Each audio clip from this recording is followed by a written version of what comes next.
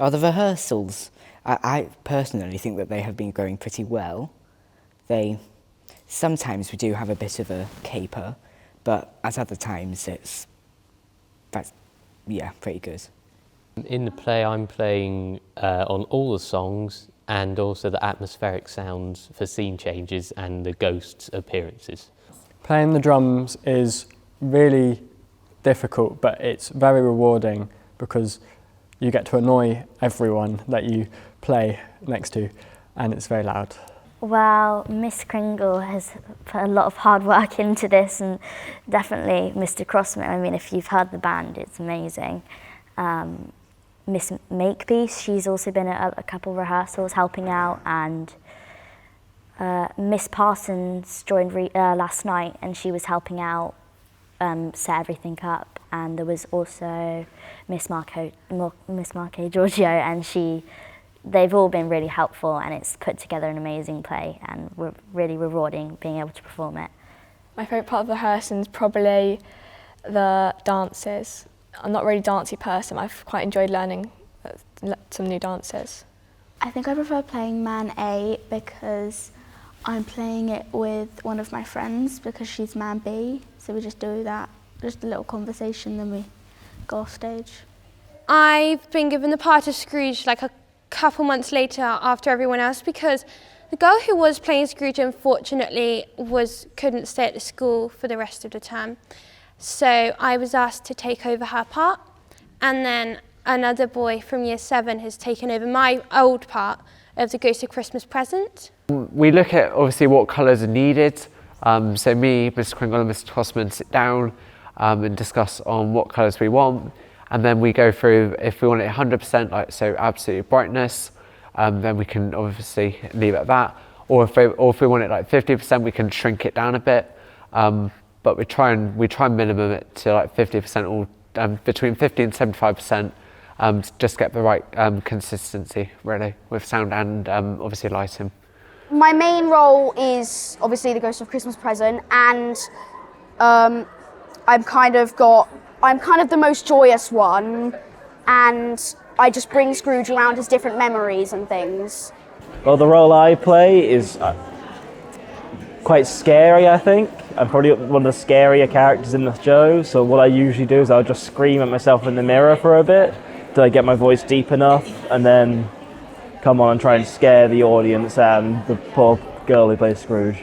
I've got a device called an E-bow that basically reacts with the guitar's pickup, and it sets a string vibrating for an infinite sustain, and I run it through effects like reverb and delay, an octave up to get a very haunting and spooky sound, I hope.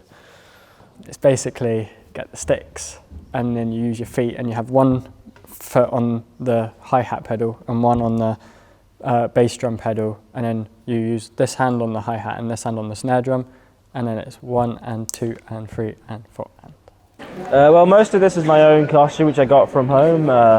This was actually the costume I used in Alice in Wonderland, these bits, which you can also see on the Kingsley School YouTube channel. We've got these chains. I've got some more chains in there which I'll put on before the show starts, and I have these bandages we got from the sister at Kingsley School. Miss Kringle's helped me the most because she's put in like so much effort with the play and just making sure we're all in the right place at the right time, the right part of the stage, and just making sure that the whole performance happens. I thank Miss Kringle definitely, because I mean she helped a lot. She helped me cut down my lines and everything when I got the part of Scrooge. And I would say my family helped me learn my lines a lot. Like my dad would sit with me and he would do my lines for like 2 hours sometimes, and until I knew them really well, and he would act out the other characters, how the people who were actually having that part acted it, so that I could kind of get into it more. So he was a big help as well. It is really, really fun being in this production because I've met a lot of people that I don't really talk to, and I've known a lot of people and things like that, and it's really nice. I would be lying if I said I didn't get nervous about these things, because I've only recently started I've sung my whole life, but it's when I sing on stage, because I have a little solo in today's performance, it is quite nerve-wracking because you're always worrying about what people are going to think. But at the end of the day, it doesn't really matter as long as you enjoy it. And it's just there's something very thrilling about performing. It's really exciting, and it's a bit sad when it's all over.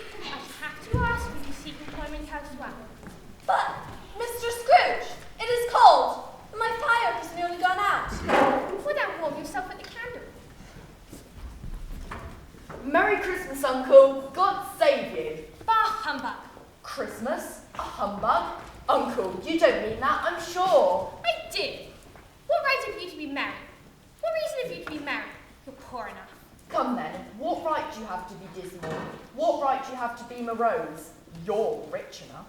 Bah, humbug. Don't be angry, Uncle. What else can I be when I live in a world of such fools as this? Merry Christmas. What's Christmas time to you? But a time of paying bills without money. A time of finding yourself a year older and not an hour richer. If I could work my will, every idiot who goes about with Merry Christmas on his lips should be bored with his own pudding and burn with the stake of holly through his heart. He should. Uncle! Nephew! Keep Christmas in your own way and let me keep it in mine. Keep it, but you don't keep it. Let me leave it alone then. Much good it will do you. Much good it has ever done you. There are many things from which I derive good that I have not profited. I dare say Christmas among the rest. I've always thought of Christmas time as a good time. A kind, forgiving, charitable, pleasant time. The only time in the long calendar of the year when men and women seem by one consent to open up their shut-up hearts freely, like they really are fellow passengers to the grave, and not just another race of creatures bound on their journeys. So therefore, Uncle, although it is never but a scrap of silver or gold in my pocket, I believe it has done me good and will do me good. And I say, God bless it. Let me hear another sound from you, and you keep your Christmas by losing your situation. And you're quite a powerful speaker. I wonder you don't go into Parliament. Don't be angry, Uncle. Come, dine with us tomorrow. I'll see you hanged first. But why? Why? Why did you get married? Because I fell in love. Because you fell in love. Good afternoon. Nay, Uncle, you never came to see me before that, so why give it as an excuse now? Good afternoon. I want nothing from you. I ask nothing from you. Why can we not be friends? Good afternoon. I'm very sorry to come here and find you so resolute. However, I've made the trial in homage to Christmas, and I'll keep my Christmas humour to the last. So, a Merry Christmas, Uncle. Good afternoon. And a Happy New Year. And a good afternoon. And a Merry Christmas to you too. Merry Christmas, Fred.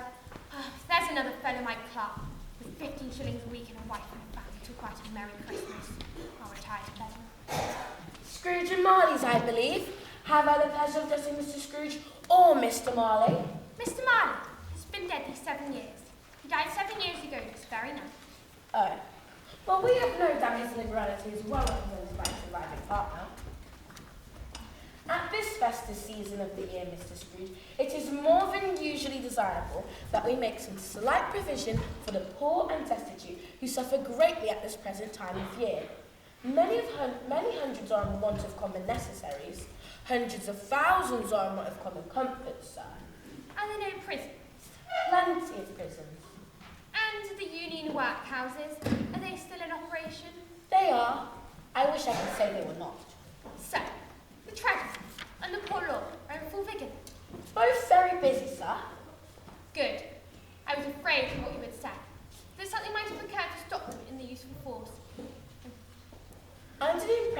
scarcely furnished Christian cheer of mind and body to the multitude, a few of us are endeavouring to raise a fund to buy the poor some meat and drink and means of warmth. We choose this time of year because it's when want is keenly felt and abundance rejoices. What shall we put you down for? Nothing. You wish to remain anonymous? I wish to be left alone, gentlemen. Since you ask me what I wish, that is my answer. I don't make merry myself at Christmas, and I can't afford to make idle people merry. I help to support the establishments I just mentioned, and those who are badly off must go there. Many can't go there, and many would rather die. Well, if they'd rather die, they'd better do it, and decrease the surplus population. Besides, I don't know that.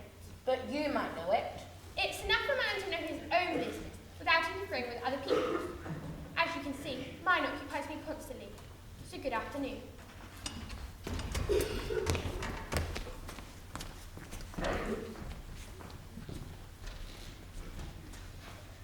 God rest you merry gentlemen, let nothing you dismay.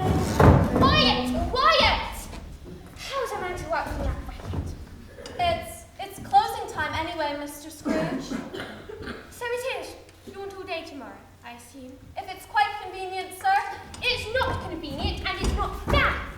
If I was to dock you £1/2 for this, you think yourself well used. However, you don't think me ill used when I pay you a day's wages for no work. It's only once a year, sir. Well, that's a poor excuse for picking a man's pockets every 25th of December. But I suppose you must have the full day. Be here all the earlier next morning. I will, Mr. Scrooge.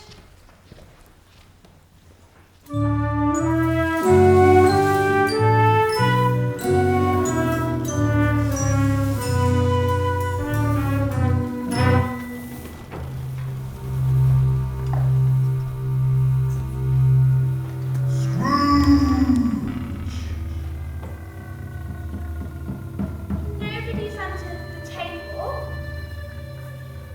And nobody's under the bed. There's nobody in the closet. And nobody by the fireplace. Everything as it should be. Scrooge! Humbug. Scrooge! Ghosts? It's humbug still, I don't believe it. Scrooge! What do you want with me? Much! Who are you? Ask me who I was. Who were you then? In life, I was your papa, Jacob Marley. Can you sit down? I can. Do it then.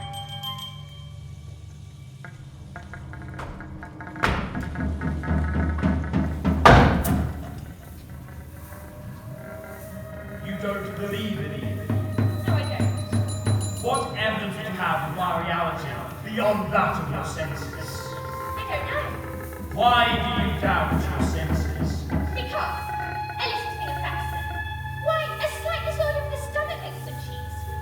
You may be a crumb of cheese or even a fragment of running down potato. There's more gravy than a good round cube, whatever you are. Do you see this toothpick? I do. You're not looking at it. But I see it notwithstanding. Well, I better swallow this. But for the rest of my days, be constitute violation of goblins. All of my own creation. Humbug, I tell you. Humbug. Mercy! Dreadful apparition, why do you trouble me? Madam Morning Mine! Do you believe in me or not? I do. I must. But tell me, why do spirits walk the earth? Why do they come to me? It is required of every man that the spirit within him walks amongst his fellow men and travels far and wide. And if he goes not forth in life, then he is condemned to do so in death. Oh, woe's me! I've witnessed the things I cannot share, but might have shared in turn to happiness. You are fettered. Tell me why. I wear the chain I forged in life. I made it link by link, yard by yard. I grind blood of my own free will, and of my own free will, I wore it. Is its pattern strange to you, or do you know the way to the length of the strong coil you bear? It was as long and as heavy as this, 7 Christmas Eves ago. You have labored on it since. wondrous change. Tell me more. Speak up, sweetie. I have none to give. It comes from other regions, Ebenezer Scrooge, and conveyed to other ministers by other kinds of men. Nor can I tell you what I would. Very little more is permitted to me. I cannot rest, I cannot stay, I cannot linger anywhere. My spirit never walked beyond our counting house, and mark me, my spirit never rode beyond that money changing hole.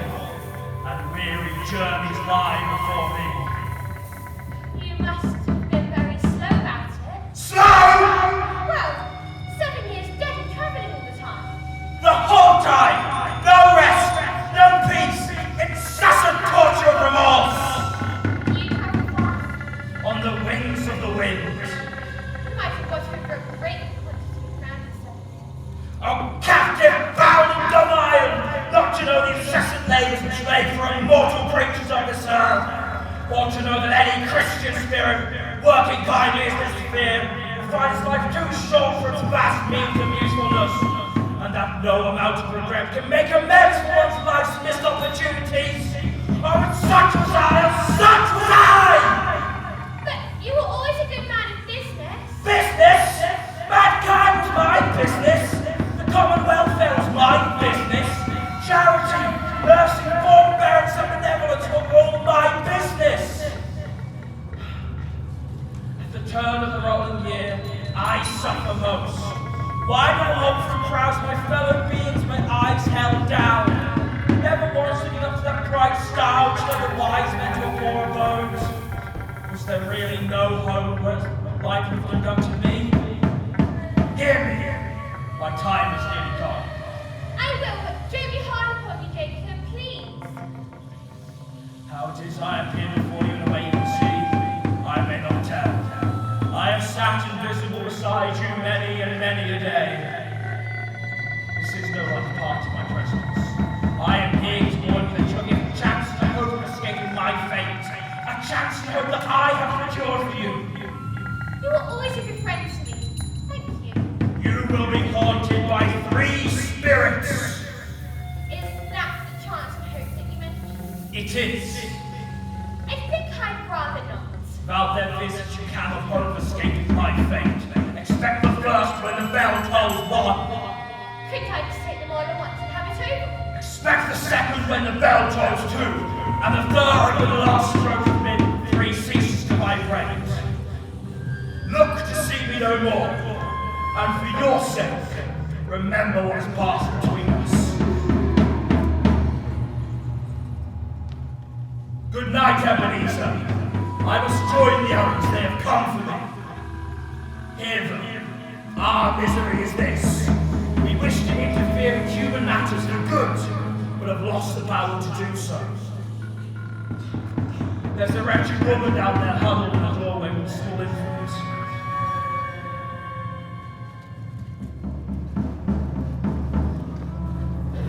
The door locked.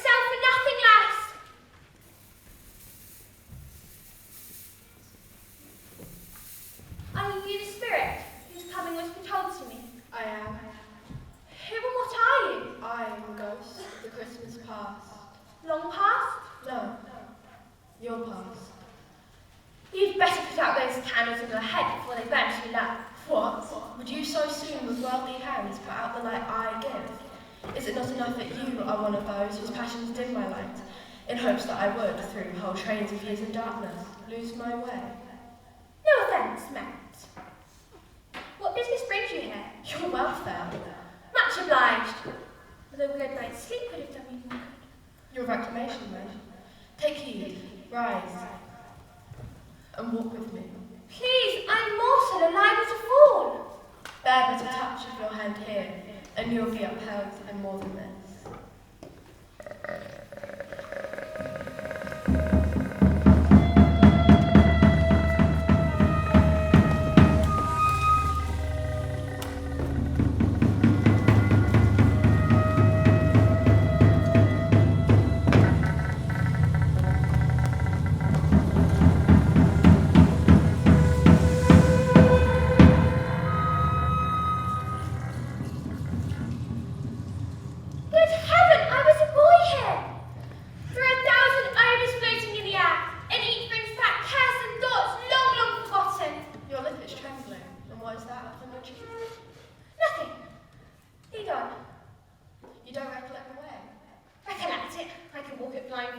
Strange to have forgotten it for so many years.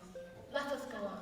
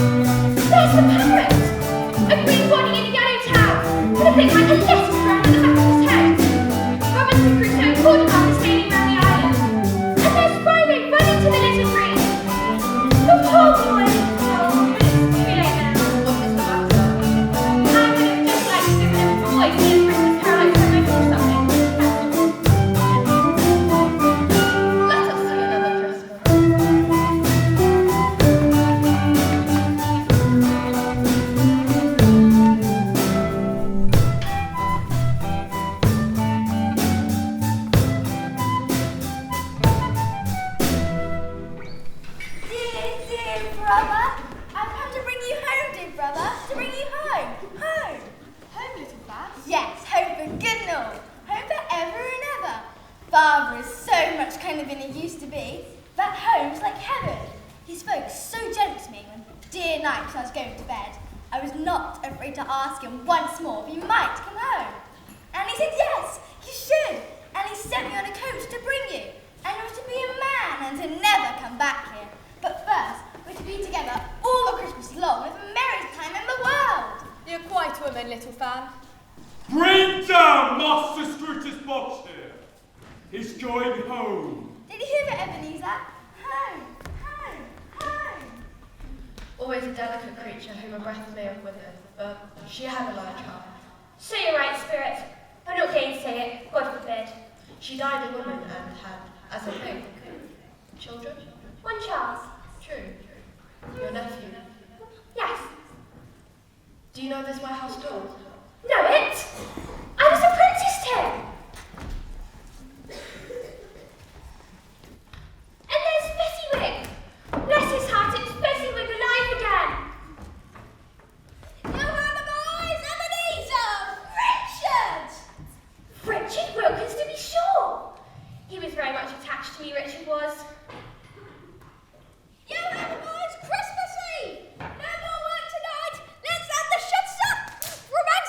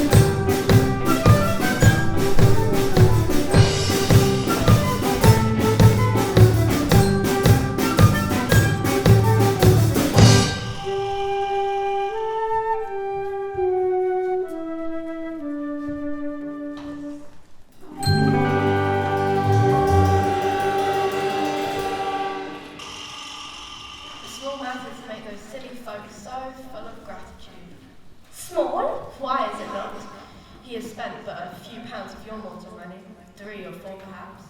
Is that so much he deserves this praise? It isn't that. It isn't that, Spirit.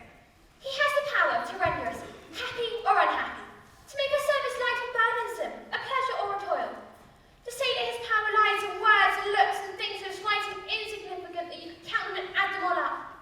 What then? The happiness he gives is so great as if it cost a fortune. What is the matter? Nothing.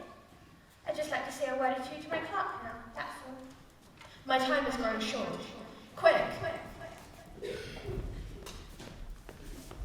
It matters little. To you, very little. Another island has displaced me. And if it can cheer and comfort you in time to come, as I would have tried to do, I have no just cause to grieve. What idol has replaced you? The golden one. This is the even-handed dealing with the world. There is nothing of which it is so hard as poverty, and there is nothing of which it condemns with such severity as the pursuit of wealth. You feared the war too much. All your other hopes have merged into hope that been beyond the chance of this soaring reproach. I have seen your nobler aspirations fall off, one by one, until the master passion gain engrosses you, have I not? What then? Even if I've grown so much wiser, what then? I'm not changed towards you, am I? Our contract is an old one. It was made when we were both poor and content to do so. Until, in good season, we should improve our worldly fortune by our patient industry. You are changed. When it was made, you're another person. I was young. Your own feeling tells you that you are not what you are. I am. That which promised happiness when we were one in heart is fraught with misery now that we are two. How often and how keenly I have thought of this, I will not say, but it is enough that I have thought of this and can release you. Have I ever sought release? In words, no, never. In what then? In a changed nature, in an altered spirit, in another atmosphere of life, another hope at its great end. If this had never been between us, tell me, would you seek me out and try to win me now? Ah, no. So you think not? When I've learned a truth like this, I know how strong and irresistible it must be. But if you were free today, tomorrow, yesterday, then I even believe that you would choose me. May you be happy in the life that you have chosen. Spirit, show me no more. Why do you delight to torture me? One shadow more. No more, no more. I don't wish to see it. Show me no more.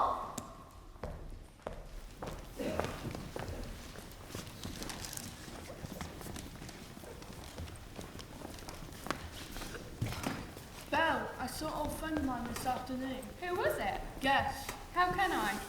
I don't know. Mr. Scrooge? Mr. Scrooge it was. I passed his office window as it was not shut and he had a candle inside. I could scarce have seen him. His partner eyes upon the pot of death I had, and there he sat alone, quite alone and long, I do believe. Spirit, remove me from this place. I told you that these were shadows of things that have been. They are what they are. Do not blame me. Your face! I've seen your face, the faces of those that you've shown me. Leave me, take me back, hold me no longer.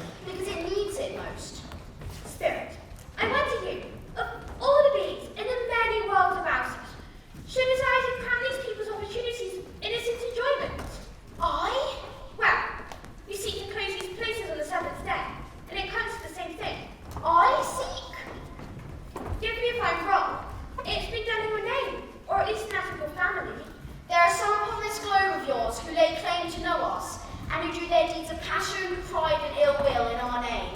Remember that, and charge their doings on themselves, not us. Whose house is this? The clerk's. Whatever Scott and Christmas Martha then, and your brother Tiny Tim, and Martha wasn't as late as last Christmas by half an hour. Is Martha, Mother? Why, bless your heart alive, my dear. We had a deal of work to finish up last night. I had to coat away this morning, Mother. Well, never mind. As long as you sit you down before the fire and have a drink of your milk. No, the Martha coming. Hi, Papa, hi. Why? Where's our Martha? Not coming. Not coming. Not coming upon Christmas Day. Don't be disappointed, Father. It's only a joke. Tiny Tim, Mrs. Scrooge is golden better today. Somehow he gets so thoughtful sitting by himself in the church. It's the strangest things we ever heard. Why? He told me, coming home, that he hoped people saw him in the church because he was a cripple. He hoped that we could remember. People could remember upon Christmas Day who made lame men walk and blind men see. But Tiny Tim is growing strong and hardy. The goose, the goose. That's gravy. Oh, So delicious. hurrah! Hurrah! Plate's your plate. Grab your plate. Tim must be the plate. Bring the pudding. I can't. I'm too nervous. There, I'm sure it'll be fine. It might not be done enough. Suppose somebody should run a boy in the backyard and start all making merry with the goose. They just better not have. Run and see. See?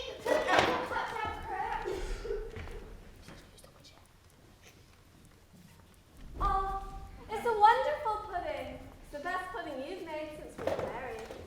Well, that's a great weight off for my mind. Rather a small pudding, isn't it? For so large a family. Shh! They think it heresy to say so. Any Cratchit would blush to hint at such a thing. A toast, my dears. God bless us. God bless us, everyone. Spirit, tell me if Tiny Tim will live. I see a vacant seat in the poor chimney corner and a crutch without an owner carefully preserved. If these shadows remain unaltered by the future, the child will die. No, Spirit, Satan will be spared. If these shadows remain unaltered by the future, none other of my race will find him there. What then? If he be like to die, he'd better do it and decrease the surplus population. Mr. Scrooge, I get Mr. Scrooge, the founder of the feast. The founder of the feast, indeed. I wish I had him here. I'd give him a piece of my mind to feast upon. My dear, the children, Christmas Day. It should be Christmas Day, on which one drinks on the health of such an odious, stingy, unfeeling, hard man as Mr. Scrooge. You know it best, Robert. My dear, Christmas Day. I will drink on his health for you. Merry Christmas. I'm sure he'll be very merry and very happy indeed. Merry Christmas.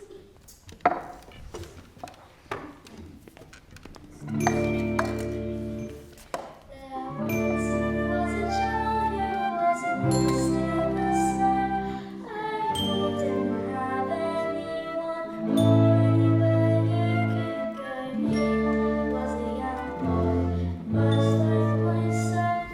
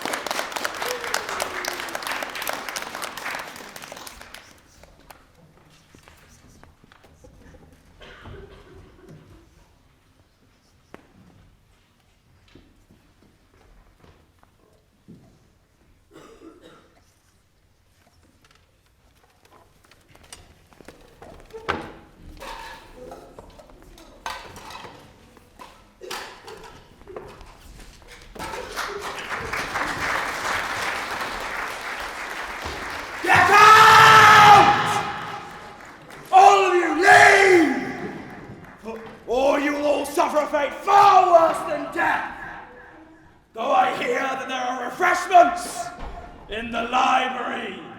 All of you, out!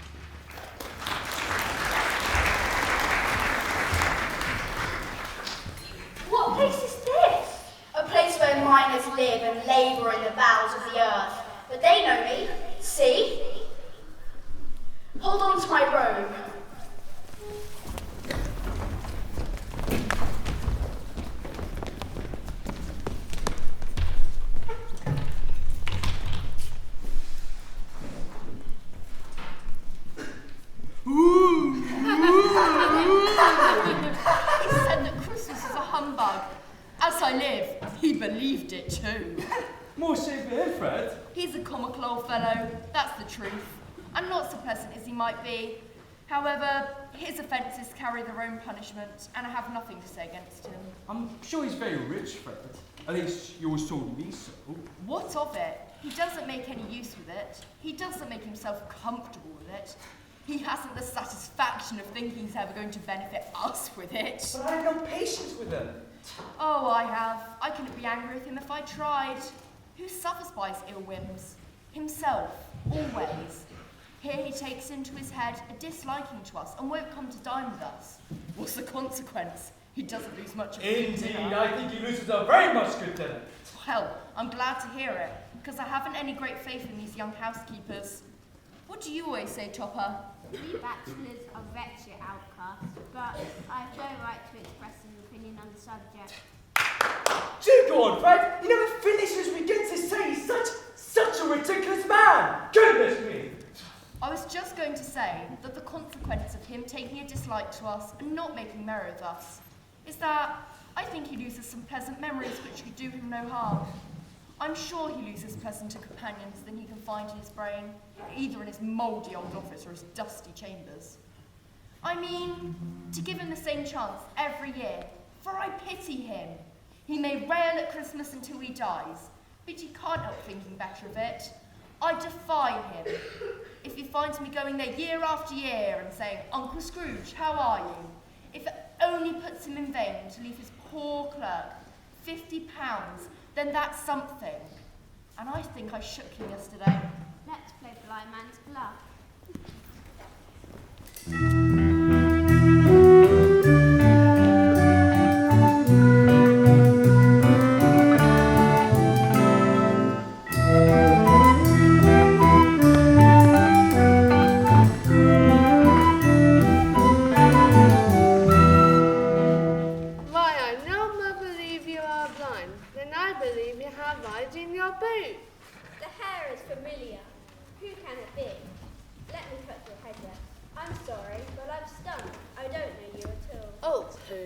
Perhaps if this ring fits, then I'd know you. Then I'd know you anywhere. Let's play yes and no. It's growing late. Spirit, can't we stay until the guests leave? This cannot be done. But look, here's a new game. 1 half hour, Spirit, only one. So here's how you play yes and no. I'll think of something and the rest of you have to guess what it is. But I'm only allowed to answer your question yes or no, as is the case. Is it an animal? Yes. This is a live animal? Yes. Is it a savage animal? Yes. Is it a disagreeable animal? Yes. Does it live in a menagerie? No. Is it an arse? No. Is it a bull? No. Is it killed in a market? No. I know what it is, Fred. I know what it is. What is it? It's your Uncle Scrooge. It certainly is. Not fair. When we asked if it was a bull, you should have said yes. You were trying to throw us off track. He's given us plenty of merriment, I'm sure. They'd be ungrateful not to drink to his health. Here's a glass of mulled wine ready for the hand. And I say, Uncle Scrooge. Uncle Scrooge. A Merry Christmas to the old man, whichever he is. He wouldn't take it from me, but may have it nonetheless. Uncle Scrooge. Uncle Scrooge. This has been a long night. If it's only a night, your hair's turned grey. A spirit's life so short. My life upon this earth is very brief. It ends tonight. Tonight? Tonight at midnight. Hark, the time is drawing near.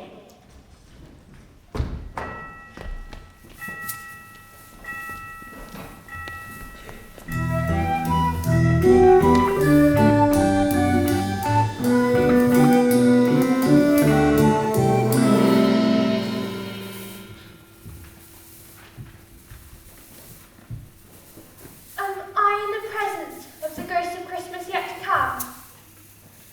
You are to show me the shadows of the things that will happen. Is that so, Spirit? I fear you more than any spectre I have ever encountered. But as I know your purpose is to do me good, I will let you lead me on. Lead on. No, I don't know much about it either way. The only thing I know is that he's dead. When did he die? Last night, I believe. Why? What was the matter with him? God knows. What was he doing with his money? Haven't heard. Left it to his company, perhaps. He hasn't left it to me. That's all I know. It's likely to be a very cheap funeral. For upon my life, I don't know of anybody to go to it. Suppose we make a party and volunteer. I don't mind going if a lunch is provided, but I must be fed if I make one. Well, I'm most disinterested among Roderick, but I will never wear those black gloves they give to you as a memento, and never eat lunch. But I'll offer to go with anyone else. When I come to think of it, I'm sure I wasn't his most particular friend, for we used to stop and speak with everyone.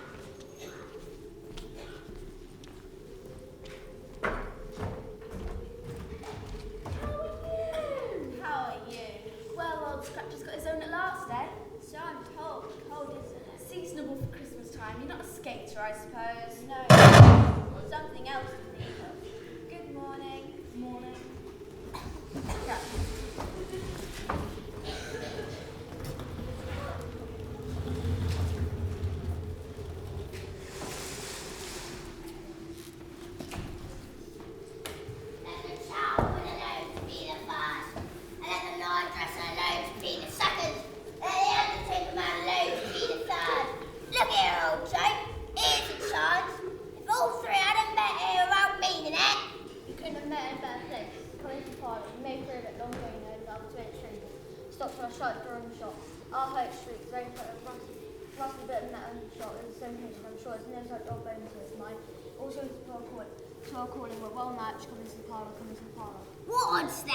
What's then, Mrs. Dilbert? Every person has a right to take care of themselves. He always did. That's true indeed. No man more so. Then why stand steady if you're afraid, woman? Who's the wiser? We're not going to pick holes in each other's goats, I suppose. No, indeed. We should hope not. Very well, then. That's enough. Who's the worst with a few things like these? Not a dead man, I suppose. No, indeed. If he wanted to keep him after he was dead, the wicked old screw Why wasn't he more natural in his lifetime? If he had been, we'd have someone to look after him when he was struck by death, instead of lying there alone, gasping out his last. It's the truest word that was ever spoke. It's a judgment on him. And I wish it was a little heavier one, and it should have been. He may have depended upon it, if I could have laid my hands on anything else. Open that bundle, John, let me know the value of it. And speak out plain, I'm not afraid to be the first, nor afraid for them to see it. Me first. A seal, a pencil case, a pair of sleeve buttons, a brooch of no great value. Now undo my bundle, Jane. What do you call this? Bed curtains? Ah!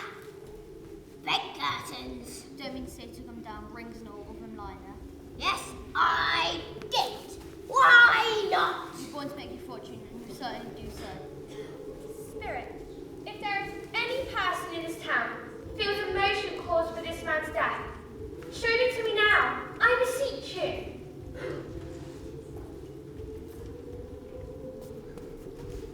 Is there any news? Tell me, is it good or bad? Bad. We are quite ruined? No, there's hope yet, Caroline. If he relents, there is nothing has passed over, such a miracle has happened. He's past relenting. He is dead. Oh, thank God. What am I saying? God, forgive me.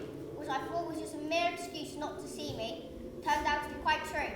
He was not only very ill, but dying then. To whom will our debt be transferred?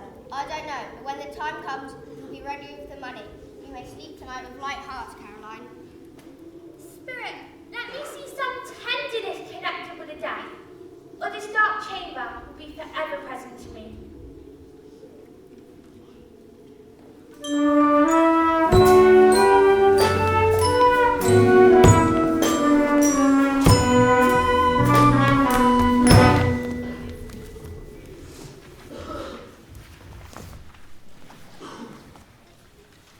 And he took a child and set them in the midst of him. The colour hurts my eyes. The colour? Tiny Tim! They're better now again. I wouldn't show weak eyes to your father. For the world it must be near his time. Past it, rather. Although I think he's walked a little slower these past few evenings, Mother. I have known him to walk with Tiny Tim upon his shoulder very fast indeed. And so have I often. And so have I. He was very light to carry, and his father loved him so. There's your father at the door.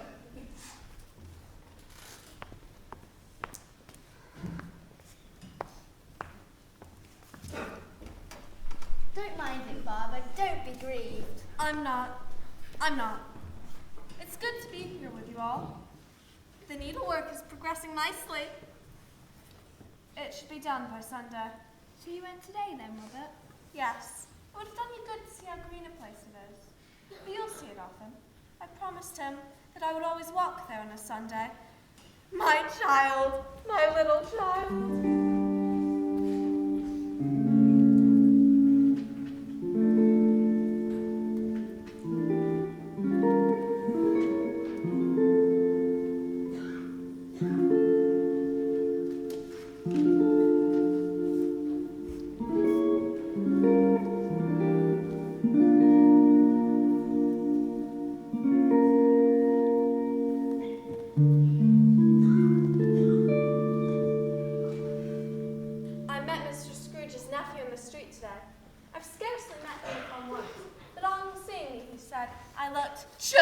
Down, you know, on which I told him, because he's the most pleasantest spoken man you ever met, and he said, heartily sorry for it, Mr. Cratchit, and heartily sorry for your good wife.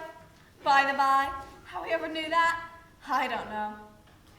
Knew what, my dear? Why, that you were a good wife. Everybody knows that. Well observed, my boy. I hope they do. Heartily sorry, he said, for your good wife. If I can be of service in any way, he said. And he gave me his card. Now, if it wasn't for the sake of anything he could do for us, so much as for his kind way, this was quite delightful. It really seemed as if he had known our Tiny Tim and felt with us.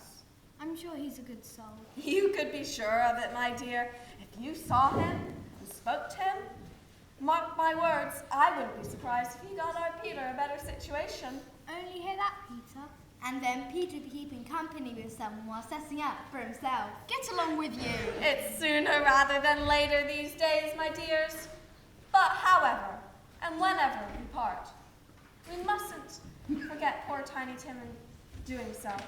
Oh, this first parting there was among us. Never, Father. And we must recollect how patient and how mild he was, although he was a little child, and never quarrel among ourselves and forget poor Tiny Tim in doing it. No, never, Father. Oh, Tiny Tim, thy childish essence was of God. Let us always remember you on Christmas. Christmas, whose mighty founder was a child himself. I am happy. I am very happy. Spectre, something informs us that our parting moment is at hand. I know it, but I know not how. Tell me, who is the man that we saw lying dead? I, that man who lay upon the bed?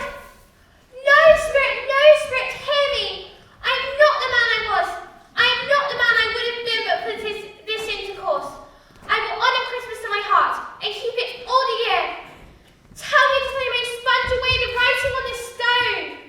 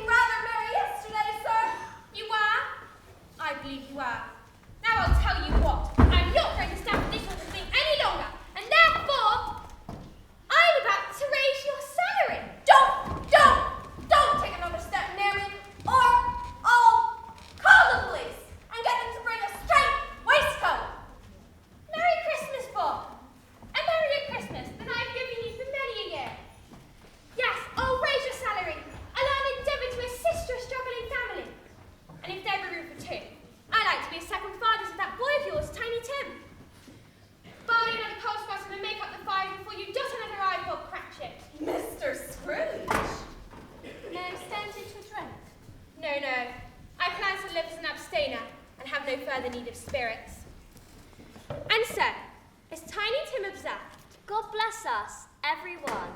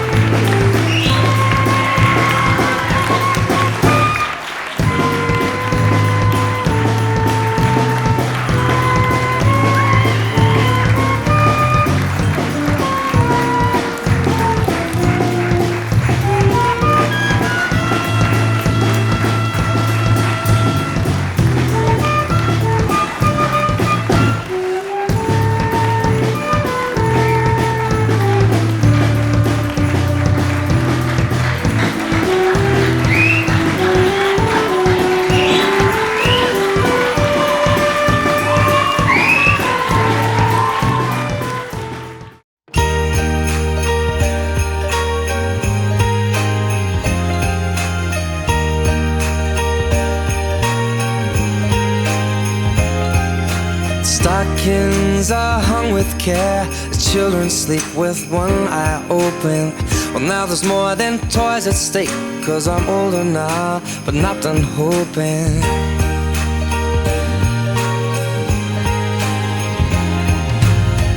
The twinkling of the lights, the Santa carols fill the household. Old Saint Nick has taken flight with a heart on board, so please be careful. Each year I ask for many different things, but now I know what my heart wants you to bring. So please just fall in love with me this Christmas. There's nothing else that I will need this Christmas. Won't be wrapped under a tree. I want something to last forever. So kiss me on this cold December night.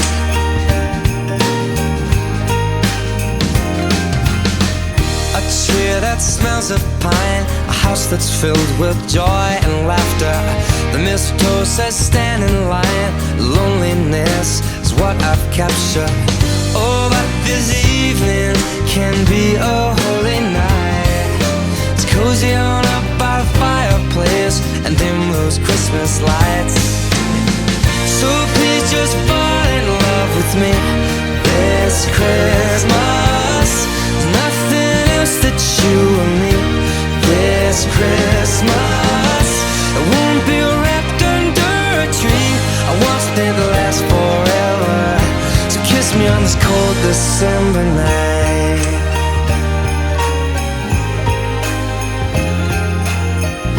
They call it the season of giving. I'm here, I'm yours for the taking. They call it the season of giving. I'm here, I'm yours. Just fall